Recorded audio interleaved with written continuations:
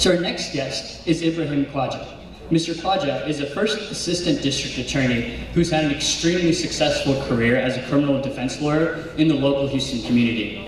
After graduating law school in U of H, he joined the Harris County District Attorney Office as an assistant district attorney and quickly rose through the ranks to become the chief prosecutor.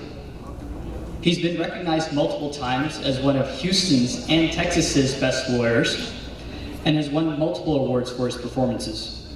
Mr. Khawaja is involved with numerous Fort Bend County nonprofits, including ISEEK, Fort Bend Exchange, and Fort Bend Exchange Club. Most recently, in 2019, he accepted the offer to be the first assistant district attorney of Fort Bend County, where he directs the day-to-day operations of the district attorney's office and provides executive leadership, management, and coordination within a comprehensive and complex law office. Please join me in welcoming Mr. Ibrahim Khawaja.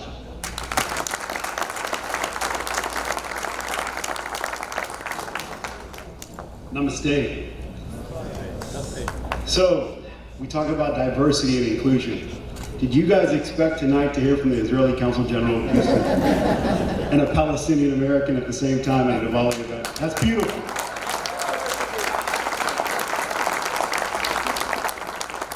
That's what it's about. So my name is Ibrahim Khawaja. I don't want to talk much about myself because that's not why we're here. But I'd like to acknowledge that I am your first assistant district attorney in Fort Bend County under the leadership of our great district attorney, Brian Middleton, who's here on the front row. With his beautiful wife, Coretta Middleton, our first lady at the DA's office. Now, without further ado, Diwali. Why did Ashish ask a Palestinian Christian from Ramallah to talk about Diwali? It's because he knew that I cared. And we all do in Fort Bend. That's how we roll in Fort Bend County.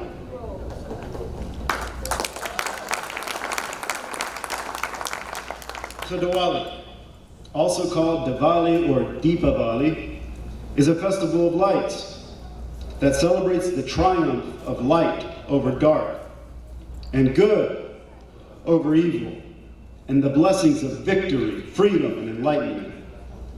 The name comes from Sanskrit Deepavali, meaning row of lights.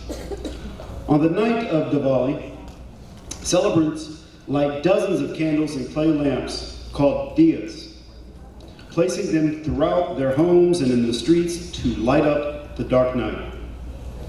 The festival gets its name from the row, avali, of clay lamps, deepa, that Indians light outside their homes to symbolize the inner light that protects from spiritual darkness. The festival is as important to Hindus as Christmas holiday is to Christians. Dr. Martin Luther King Jr., who became the most visible and influential leader of the U.S. Civil Rights Movement, said, "Darkness cannot drive out darkness.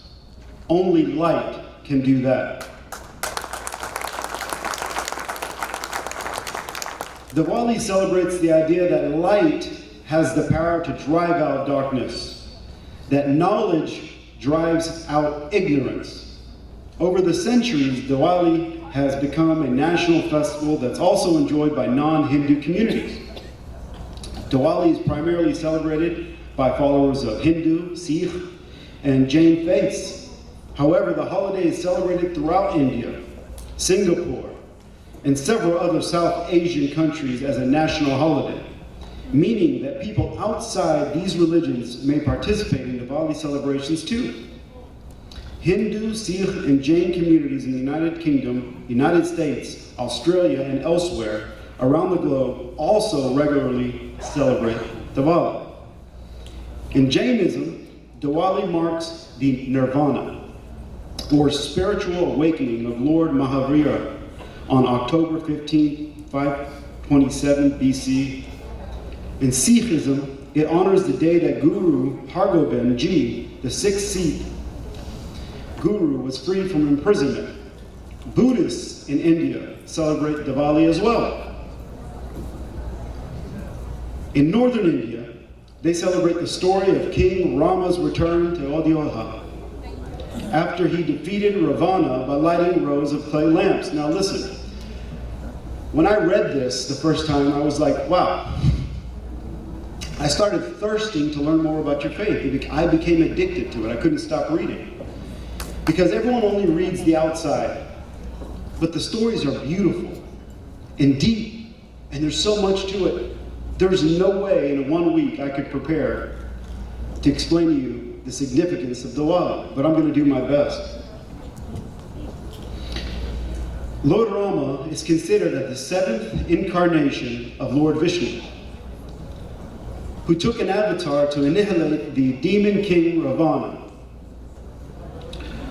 Now, let me tell you a little bit about Lord Rama. So he was the eldest son, the prince, supposed to be the king. In a very interesting story, his dad, the king's wife, did not want him to be the king. The story says that he owed her 2 favors, or 2 wishes. And one of those was that the second son becomes king, and the first son gets exiled out of the kingdom. Think about that. So the eldest son is exiled. He has a brother, Lakshmana, who left with him in exile out of loyalty for his brother. The second brother, out of loyalty to his brother and the king,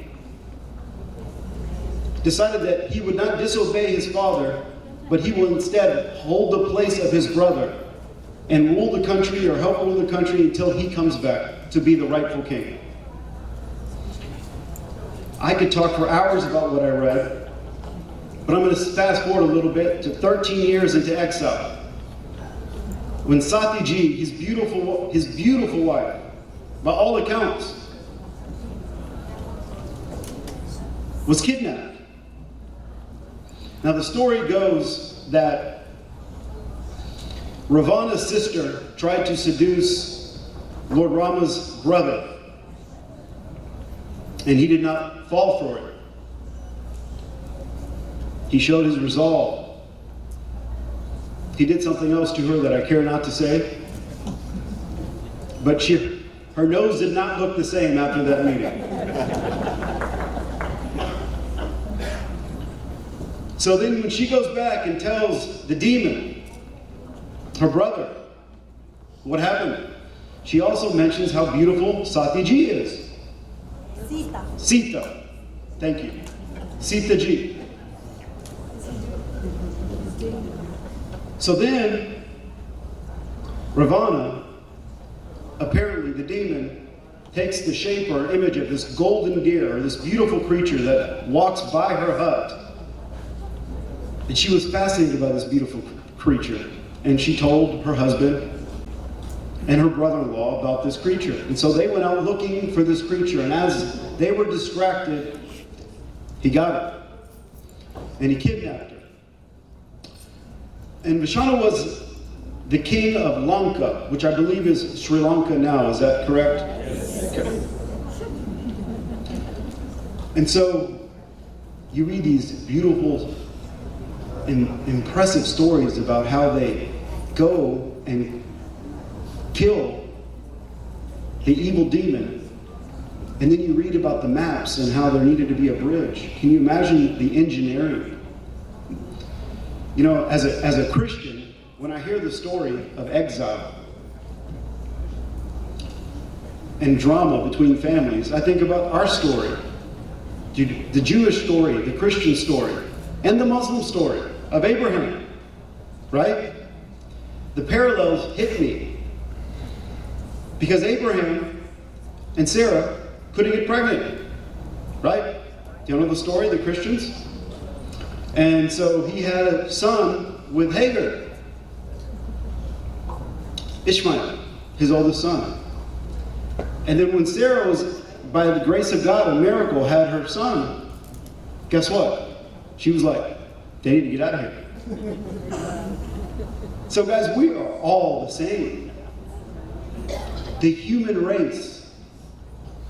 But the beauty in these traditions and these stories and these cultures permeated me. Like I said, I got addicted to reading it. So back to my script. Lord Rama is considered as the seventh incarnation, like I said, of Lord Vishnu. Rama is known for his stainless personality and matchless simplicity. Sri Ram is one of the most revered gods in Hinduism. He was an effulgent like the sun, in forgiveness like the earth, in intelligence like Brihaspati, in frame like Vasava, in prowess like Indira. Many Hindus recognize Diwali as a day celebrating the return of Sri Rama of Ayodhya, his wife Sita ji, and brother Lakshman ji after 14 years in exile. The residents, when he came back, were thrilled. The rightful king was coming back. So what did they do to express how overjoyed they were for the rightful king? They lit lamps in his honor. Thus, the entire city looked like a row of lights. What did I take from this? Sri Rama is an incarnation of Lord Vishnu and an embodiment of righteousness. I personally am still enamored with Sita ji. The trials and tribulations that Sita ji went through, the fortitude, the integrity, the loyalty. I was so impressed by the things that she did and how she suffered, how she continually had to prove herself and did. So guys, what's the significance of all this? I don't have all day, so I want to make sure I summarize a little bit of what we talked about. To me, as a Christian Palestinian learning about your beautiful faith, the significance is there are many lessons to be learned from the Ramayana for all of us, and these lessons transcend religions and cultures. We all should aspire to embody these lessons and become better human beings. A few examples: Lord Rama, throughout his 14 years of exile, traveled from the north part of India to the south. He met with countless people and engaged with them as one. Despite being extremely powerful, he demonstrated humility and accepted everyone the way they were. What's the lesson? We should treat everyone with respect and not be biased. He eliminated countless demons who were terrorizing the weak and did not shirk his duties even though he was in exile. What's the lesson from this? We all will face hardships in our life, yet we should continue to perform our duties, our responsibilities, and our obligations as human beings. Lord Rama was a prince and a king, and while in exile faced countless hardships, still he never wavered from the path of righteousness. The lesson of that is how we act in times of adversity in our lives is a true test of what type of human being we are. After repeated attempts of trying to peacefully resolve the situation with Ravana, because he tried to resolve the situation peacefully, Lord Rama ultimately killed the demon. Yet, and I want everyone to focus on this point, he did not usurp Ravana's kingdom. Think about that for a second. So let that soak in. He killed him, yet did not take power from the kingdom. Rare. Righteousness. Matter of fact, I even did digger deeping, and I read where Sita and his brother asked him many questions, and he would answer the questions. He was in pain over the killing of the individuals he had to kill. He did not enjoy that. He didn't feel like he was dominating someone inferior to him. He didn't feel like he was better than anyone. He knew there was a loss of life, and it bothered him to his core: righteousness. The lesson: decisions we make when we are in a position of strength also reveals our true character. Throughout the 14 years, there are countless examples where, despite being the supreme being, Lord Rama treated everyone around him with utmost respect and garnered unwavering faith from everyone. What's the lesson? As leaders, when we instill confidence in our teams and help everyone perform at their fullest possible potential, then success is all but given. Now, that was northern India. Just take a detour to the south. Southern India celebrates Diwali as the day that Lord Krishna defeated the demon Narakasura. Did I say that right? Yes.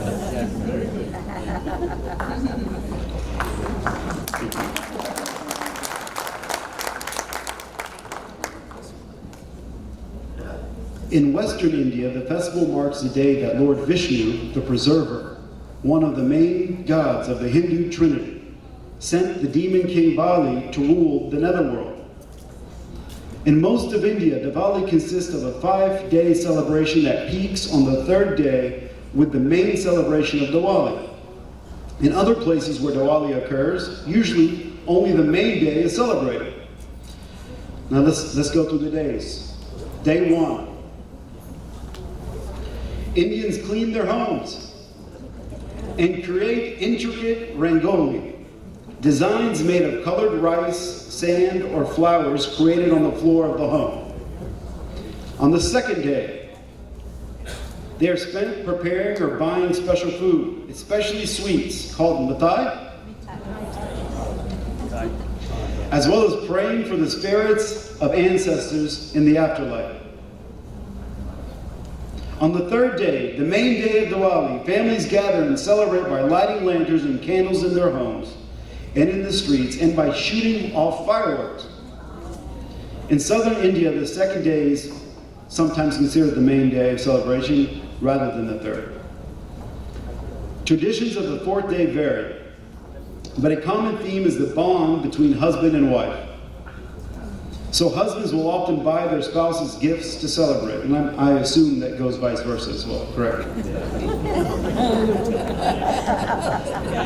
Okay, am I in trouble now? That's universal don't touch. The 5th day focuses on the bond between siblings, especially between brother and sister. And I read deeper on this too. A lot of times it's the married sister that they go to the house and they have a really great meal. And it's just amazing. What is there not to love about these 5 days in this beautiful religion, in this great culture? Nothing. It's beautiful. God bless you. So, one more thing that I thought was really interesting that I learned is about when the Diwali occurs annually. Right? So there's Gregorian calendars. As an Orthodox Christian, we are still on the lunar calendar as well. So Christmas always falls on a different day, which confuses my children. We celebrate regular Christmas. My dad calls it commercial Christmas.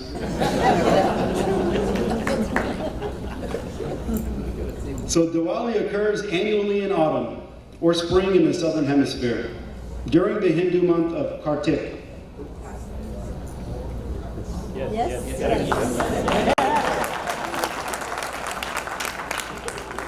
To put it in Western terms, Kartik begins around mid-October and ends in mid-November.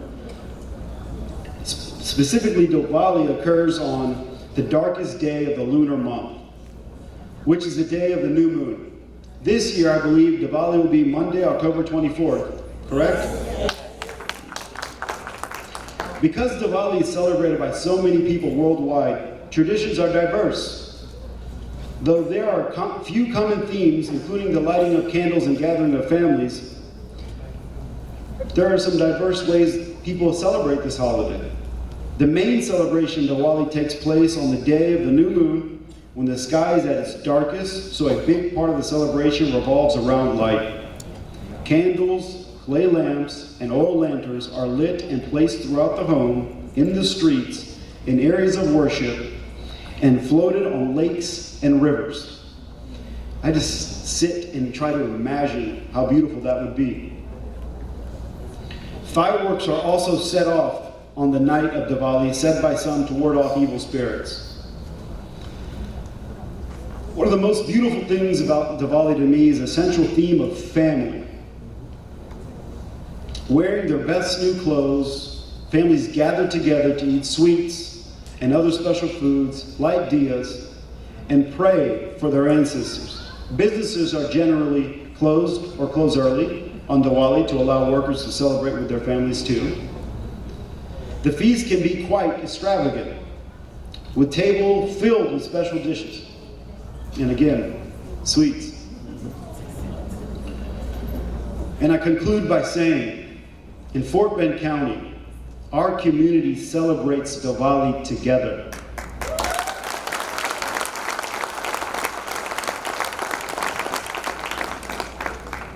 And I imagine that the view from the International Space Station during Diwali of our county will be that of the most lit up part of the world as we all stand together, shoulder to shoulder, and celebrate the defeat of darkness by our never-ending pursuit of light.